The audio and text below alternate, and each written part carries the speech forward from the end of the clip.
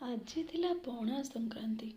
ତ ପ୍ରଥମେ ସକାଳୁ ସକାଳୁ ଉଠି ମୁଁ ଘରେ ଠାକୁରଙ୍କୁ ପୂଜା କରି ଚଉଁରାରେ ପୂଜା କରି ତାପରେ ଛାତ ଉପରକୁ ଯାଇଥିଲି କପଡ଼ାପତ୍ର ଶୁଖେଇକି ଆସି ଭାତ ଡାଲମା ବସେଇ ଦେଇଥିଲି। ତାପରେ କୋବି ଆଳୁକୁ ଗୋଟେ ସାଇଡ଼୍ରେ କାଟୁଥିଲି, ଆମ୍ବୁଲ ଖଟା ବି ଗୋଟେ କରିଥିଲି, ଆଉ କିଛି ସାଲାଡ଼ ବି ବନେଇଥିଲି। ଆକୁ ସବୁ କରିବା ଭିତରେ ବି ମୁଁ ଗୁଡୁଲୁକୁ ଗାଧେଇ ପାଧେଇ ଖୁଆଇ ପିଆଇ ତା କାମ ବି ସବୁ ସାରି ଦେଇଥିଲି। ଏଠି କୋବି ଆଳୁ ଭଜା ଖଟା ସରିଯିବା ପରେ ଗୁଡୁଲର ବାପା ଆଜି ସଣ୍ଡେ ଥିବାରୁ ସଣ୍ଡେ ମାର୍କେଟରୁ ପରିବା ଆଣିଥିଲେ। ମୋର ବସିକି ତାକୁ ସବୁ ପରିବା ଷ୍ଟାଣ୍ଡରେ ରଖୁଥିଲୁ। ରଖିଲା ବେଳେ ଦେଖନ୍ତୁ ଏ ପିଲାଟି ଅମୃତଭଣ୍ଡା ମଞ୍ଜି ଗୋଟେ ଖାଇ ଦେଇଛି। ମୋର ଆଉ ଧ୍ୟାନ ତାକୁ ଯେମିତି ପିତା ଲାଗିଲା ସେ ନିଜେ ହିଁ କାଢ଼ି ପକାଇଥିଲା। ତାପରେ ତାକୁ ସବୁ ରଖିଦେଇକି ଖାଇବାକୁ ଚାଲିଗଲୁ। ଭାତ ଡାଲମା ଟିକେ ସାଲାଡ଼ ଭଜା ଖଟା ଖାଇ ପିଇ ସାରି ଆଜି ମୁଁ ପଣା ବନେଇଥିଲି। ପ୍ରଥମେ କ'ଣ କଲି ନା ଘରେ କିଛି ବୁନ୍ଦି ଛାଣି ଦେଇଥିଲି। ବୁନ୍ଦିକୁ ଛାଣିବା ପରେ ନଡ଼ିଆ କୋରିକି ରଖିଦେଇଥିଲି, କଦଳୀକୁ ବହୁତ ଛୋଟ ଛୋଟ କରିକି କାଟିକି ରଖିଦେଇଥିଲି, ଆଉ କ୍ଷୀରରେ କିଛି ଛେନା ବି ବନେଇଥିଲି, ଗହମର ଛତୁଆ ବି ବନେଇଥିଲି। ମୁଁ ସବୁ ଜିନିଷ ଆଜି ଘରେ ବନେଇଥିଲି। ତାପରେ ଅଳ୍ପ ଜିନିଷରେ ଯେମିତି ଭଲସେ ଗୋଟେ ପଣା ହେଇପାରିବ ସେଇ କଥା ଭାବିକି ମୁଁ ସବୁ ଆଗରୁ ପ୍ରିପେୟାର କରିଦେଇଥିଲି। କରିବା ଭିତରେ ପଣାଟେ ବି ବନେଇ ତଳେ ଯାଇକି ଚଉଁରାରେ ପୂଜା କରିକି ଆସିଥିଲି।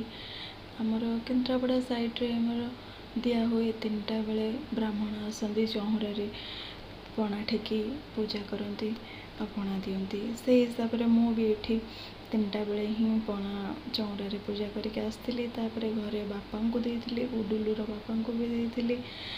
ପଣା ହେଇ ବେଲ ଚକଡ଼ିକି ରଖିଦେଇଥିଲି। ତାପରେ ନଡ଼ିଆ କଦଳୀ ମିଶେଇ କ୍ଷୀର ଦହି ଛେନା ଆଉ ତା ଦେହରେ ଦେଇଥିଲି କ'ଣ କହିଲେ ଗହମର ଛତୁଆ, ଆଉ କିଛି ଜାଗାରେ ବୁଟ ଛତୁଆ ବି ଦିଆଯାଏ, କିନ୍ତୁ ବୁଟ ଛତୁଆ ମୁଁ କରିନଥିଲି। ମୋତେ ଖାସ୍ କରି ଗହମର ଛତୁଆ ପକାଇଲେ ବହୁତ ଭଲ ଲାଗେ, ଆଉ ଅଳ୍ପ ବି ପକାଇଲେ ବହୁତ ଭଲ ଲାଗିବ।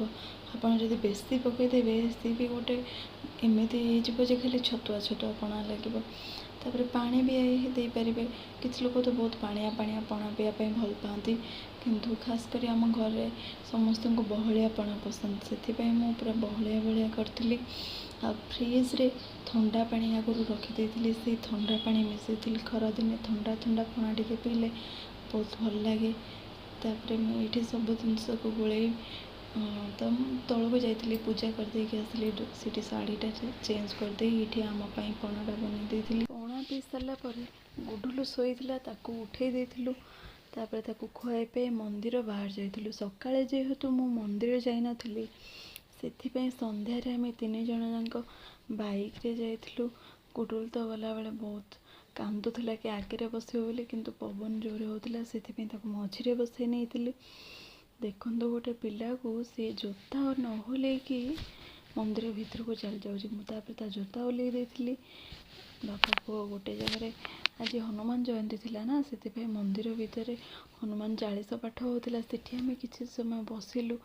ତାପରେ ମନ୍ଦିର ଭିତରେ ସବୁ ଦେବାଦେବୀଙ୍କୁ ଦର୍ଶନ କରିକି ରାତି 8ଟା ବେଳେ ଫେରିଥିଲୁ। ମନ୍ଦିରରେ କିଛି ସମୟ ବସିଲେ ବହୁତ ଭଲ ଲାଗେ ନା, ସେଥିପାଇଁ ଯେବେ ବି ମୋତେ ଟାଇମ୍ ମିଳେ ମୁଁ ଭାବେ କି ନାଇଁ ମନ୍ଦିର ଆଡ଼େ ଟିକେ ଯିବା, ମନ ଶାନ୍ତ ହେଇଯିବ ଆଉ ବହୁତ ଭଲ ବି ଲାଗିବ, ଖୁସି ଲାଗେ। ସେଠି ହେଇଥିଲା ହନୁମାନ ମନ୍ଦିର ଆଉ ଏପଟେ ଗୋଟେ ଶନି ମନ୍ଦିର।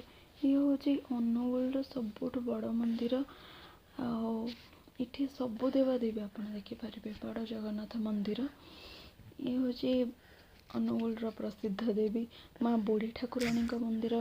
ଗୁଡୁଲୁର ମୋର ତାକୁ ଚାଲି ଚାଲି ମୁଁ ନେଲାବେଳେ ସେ ଖାଲି ଚାରିଆଡ଼କୁ ଦେଖୁଥାଏ। ଲୋକ ଅଧିକ ଥାଆନ୍ତି ନା, ତାକୁ ବହୁତ ଖୁସି ଲାଗୁଥିଲା। ସନ୍ଧ୍ୟା ଟାଇମ୍ ଥିଲା, ଆଳତି ହେଉଥିଲା ନା, ସେଥିପାଇଁ ସେ ଘଣ୍ଟର ଶବ୍ଦରେ ନାଚୁଥିଲା ପୁରା। ଜମା ବି ତାର ଆସିବାକୁ ଇଚ୍ଛା ନଥିଲା, ଖାଲି ମନ୍ଦିର ଚାରିପଟେ ବୁଲୁଥିଲା, ହାତ ଛାଡ଼ି ଦେଇକି ବୁଲୁଛି।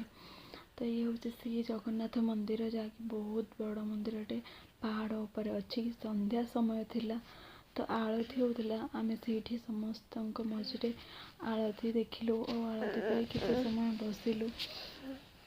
ମନ୍ଦିରରେ ପଣା ବି ବଣ୍ଟା ହେଉଥିଲା। ପଣା ପିଇକି ରାତି 8ଟାରେ